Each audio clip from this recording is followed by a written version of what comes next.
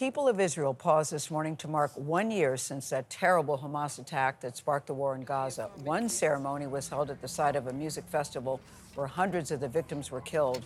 Over the weekend, there were demonstrations around the world in support of both Israel and the Palestinian people. The October 7th attack, we all remember this, stunned the world with stories of horror and brutality. 1,200 people were killed in those attacks. Since then, the fighting in Gaza has been raging with tens of thousands dead. Elizabeth Palmer is in Israel at one of the areas attacked last year. Good morning. This is Kibbutz Be'eri, about 3 miles from Gaza. And reminders of the massacre are everywhere, like the burned out house you can see behind me. It's where Hamas murdered Yuval Haran's father and kidnapped his mother and 6 other members of the family.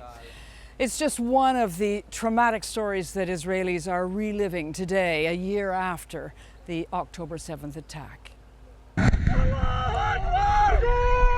The attack began with Hamas terrorists shooting their way out of Gaza, past Israeli border security, to launch a pitiless attack on young people attending a music festival. It was chaos, a killing spree and mass kidnapping there and on nearby kibbutzim, where 101 people were murdered, some burned alive in their homes, and even babies abducted. Israel's response was immediate. It bombed Gaza, then sent in ground forces.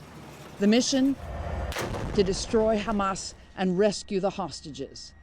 A year later, neither has been accomplished.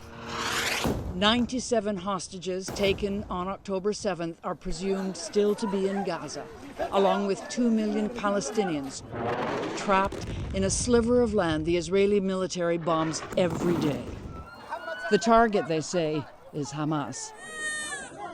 The collateral damage can be anyone else, no matter how small. As for the physical destruction, on a recent visit to southern Gaza with the military, we saw nothing but ruins. Recent polling data shows a slim majority of Israelis want the war in Gaza to end in a deal to bring the hostages home. Easier said than done.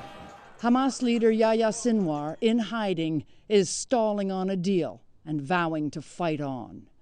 We will win. And millions of Israelis believe Prime Minister Benjamin Netanyahu and his ultra-right allies are stalling too.